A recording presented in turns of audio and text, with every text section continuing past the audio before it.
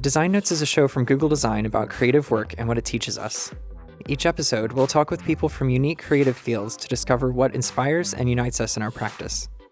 It really is the objects that you surround yourselves with every day within the space that you occupy every day that makes your context more personable and kind of creates an identity for yourself. That was Yoon of Talbot and Yoon, a New York studio that designs objects, furniture, and home goods. In the interview, we discussed the notion of play as a central tenet of design, how objects evolve, and a lot more. Let's get started. Welcome to the show. Thanks, we're happy to be here. Yeah, thank you. Just to get things started, something I always like to ask is about your journey. So I would like to know what you're doing now and what the journey was like to get there. Well, we're currently product designers, mostly focused on home goods, but we initially started out as architects. And I think our interest in this type of product design started mostly because as architects, we realized that a lot of architectural projects, it takes a long time to realize these projects. A lot of the projects that we worked on take anywhere from like 3 to 5 years to be realized from design sketch to construction. And then also for working for a lot of larger companies, we realized that as a young designer, you don't really have a lot of say in the designs that we are participating in. So I think that kind of stemmed the interest in focusing on a lot of the smaller products that we surround ourselves in. And also as architects, you usually can't afford the things that you can design. So by doing these smaller product designs, you can design the things that you actually want and surround yourselves with it. And hopefully other people want it and like it too. Right. So. And as far as the journey is concerned, we're very much still on it, obviously. Definitely, yeah. As we all are. We've only started and been active for maybe 2 years. So still a long way to go. Yeah. In reading about your work, you talk a lot about this notion of play as part of design. So what is that exactly?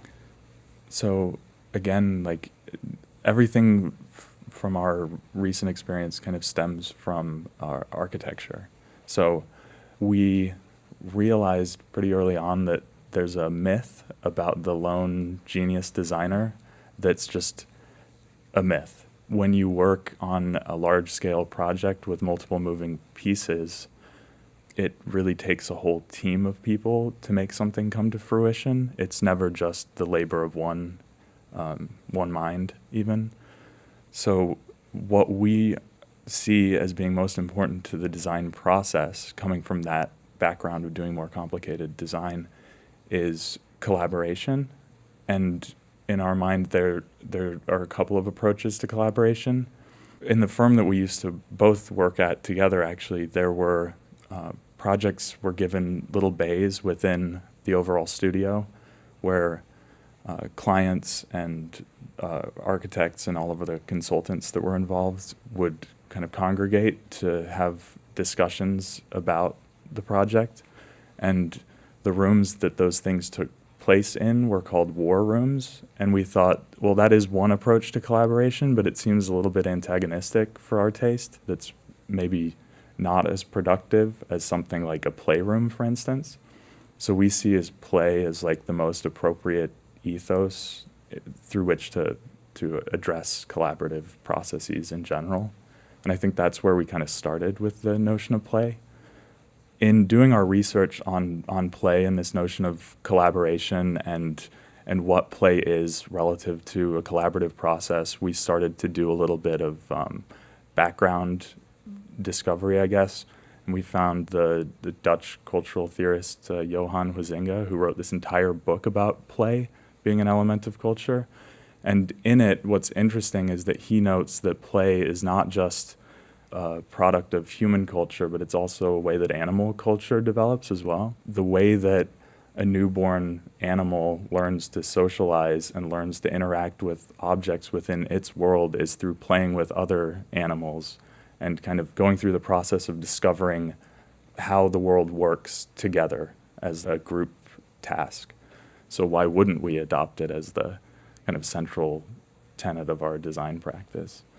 So how does that manifest in in your work, or how do you reflect that thought process in the things that you create? There are a few branches of where we try to develop products with play. One of the branches is, for instance, just being as architects and always working with scale models to develop these larger scale buildings and thinking about these smaller scale models as things that children also play with, like doll houses and so forth. So I think one branch of our practice is to take some larger scale architectural elements and bring them down to a scale that is, so for instance, we developed this tray that's derivative of a waffle slab system in concrete buildings.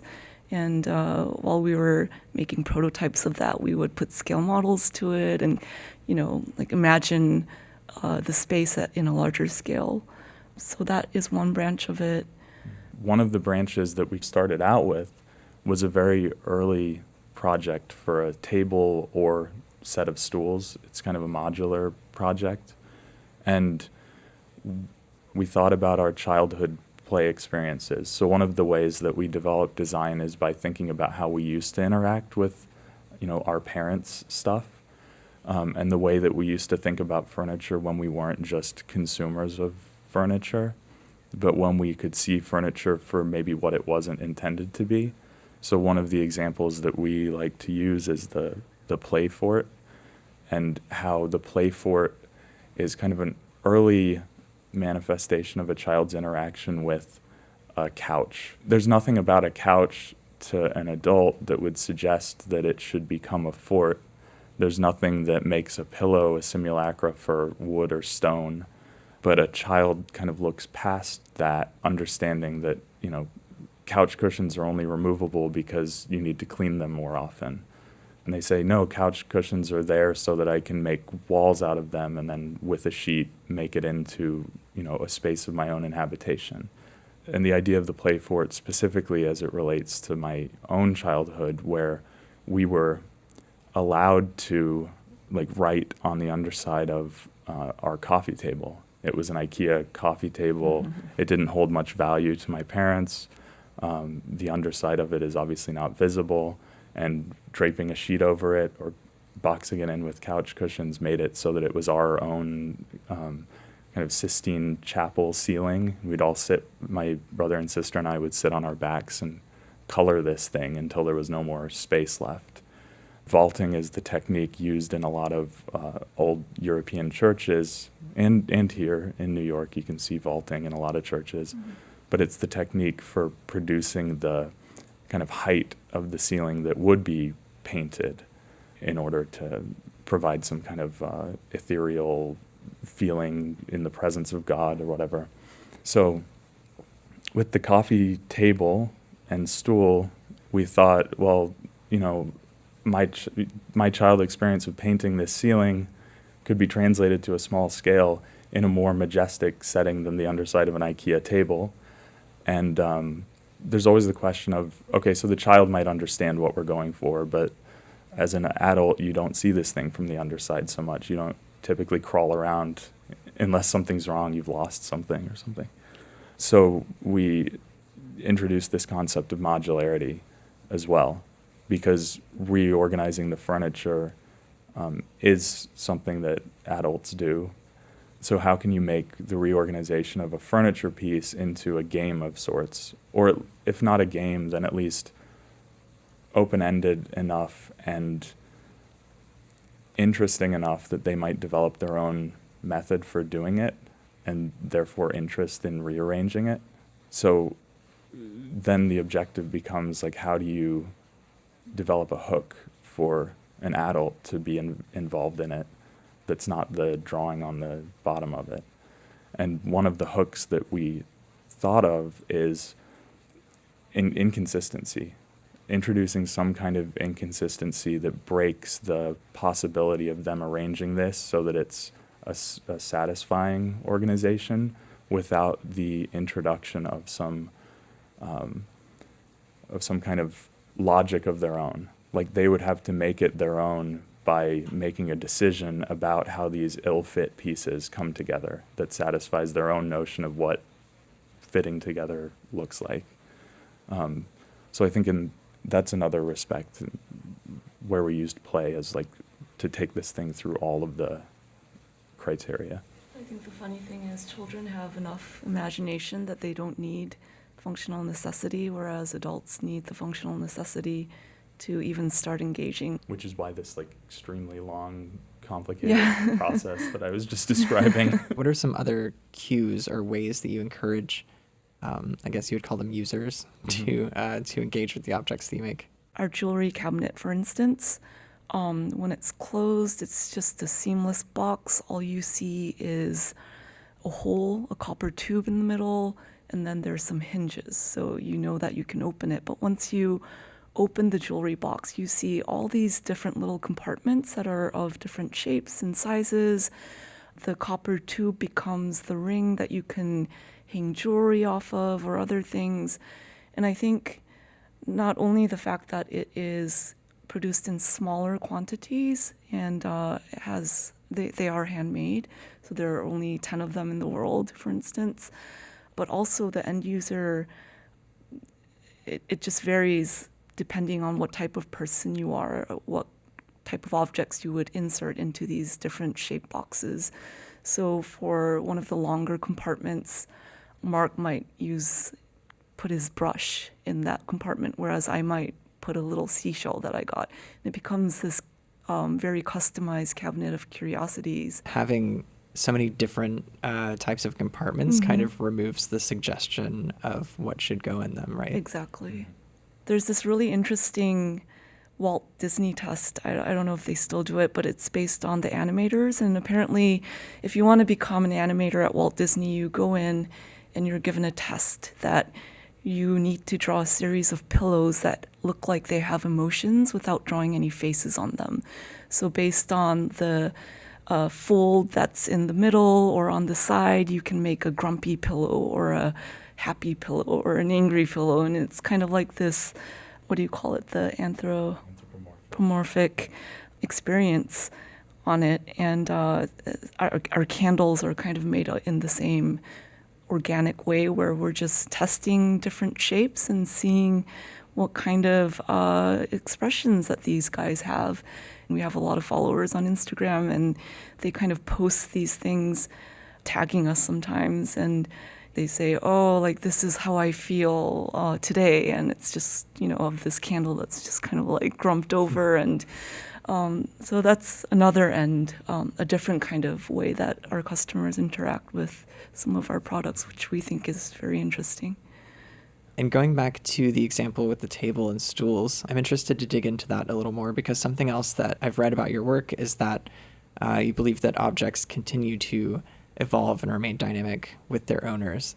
So once owners start making choices about the objects, things start to change. So I'm interested to hear more of your thoughts on that concept.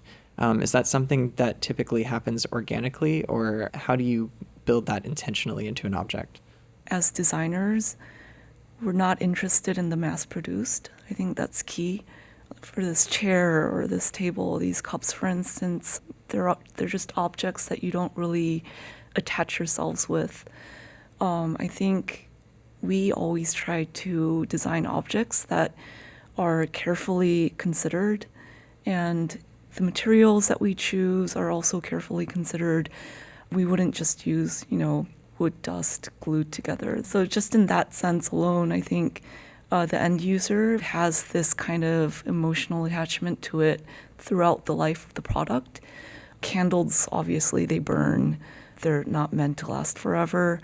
But some of the other products, we definitely try to design them in a way that lasts for a long time.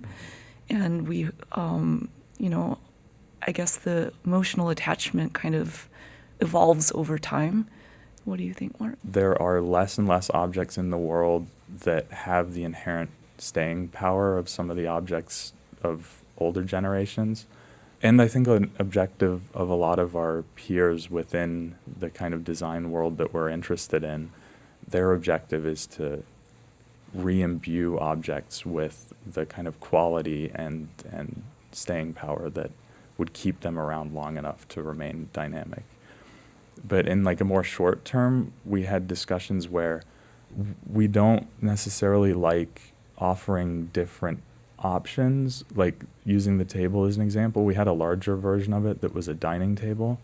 And we started to say, well, what if somebody wanted a dining table for 8 people?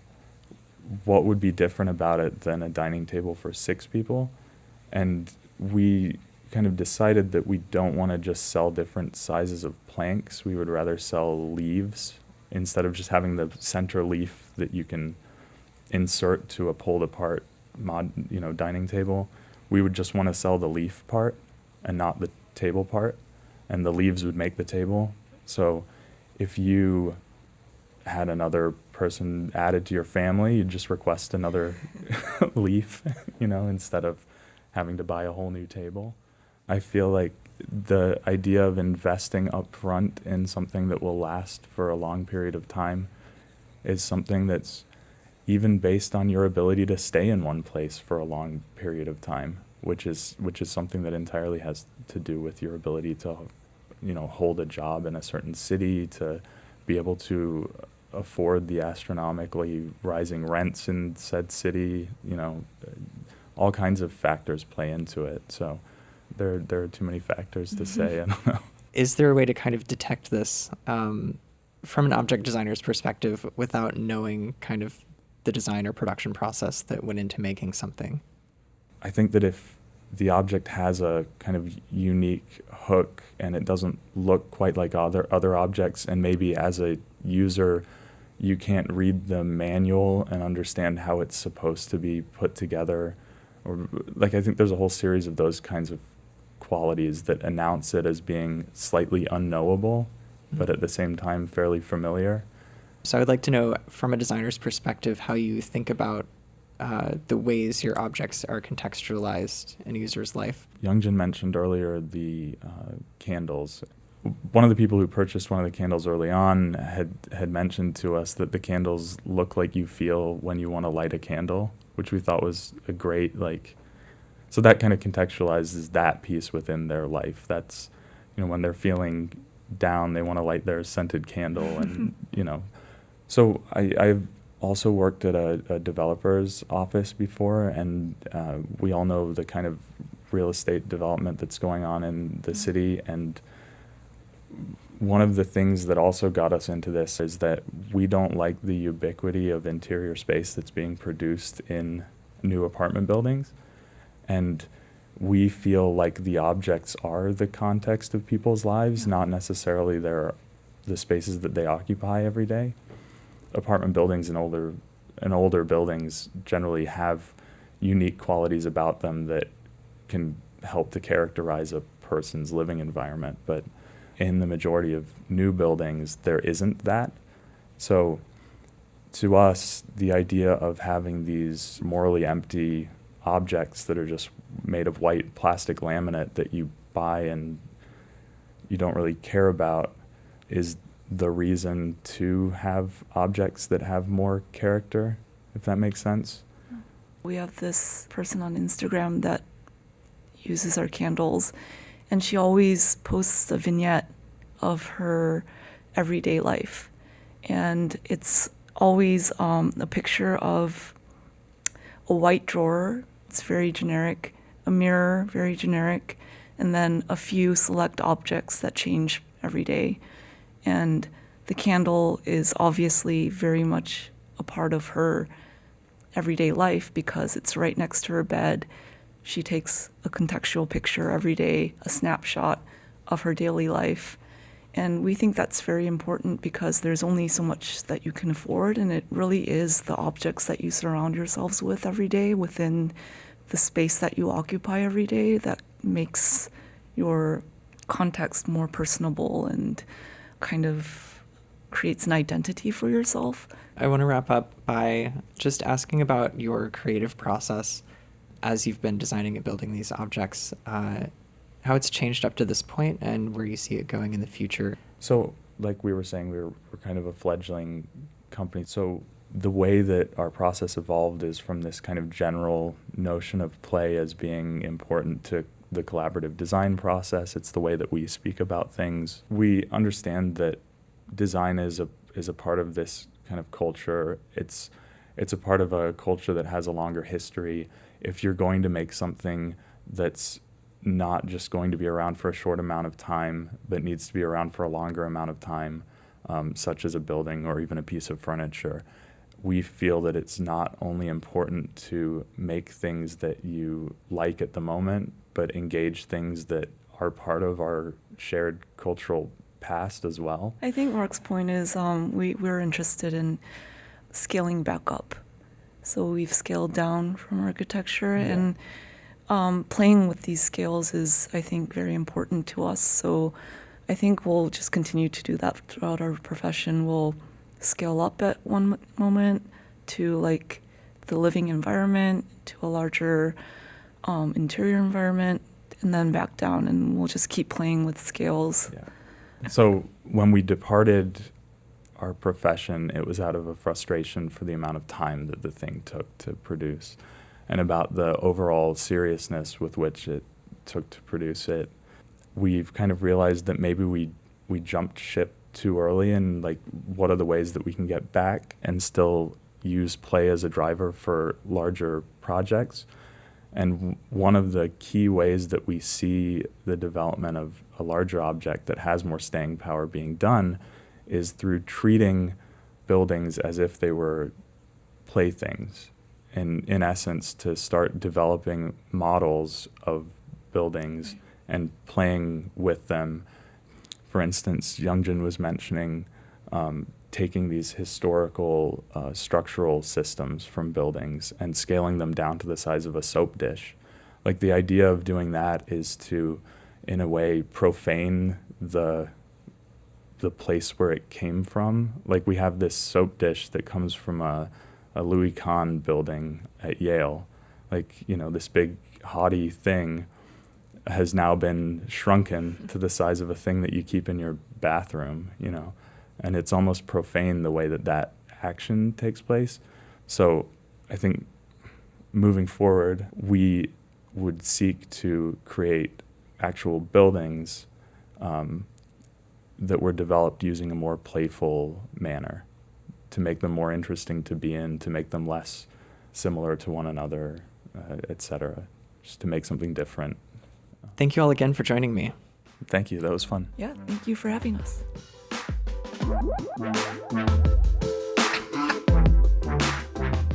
Stay tuned for our next episode, a special edition featuring the winners of this year's Material Design Awards.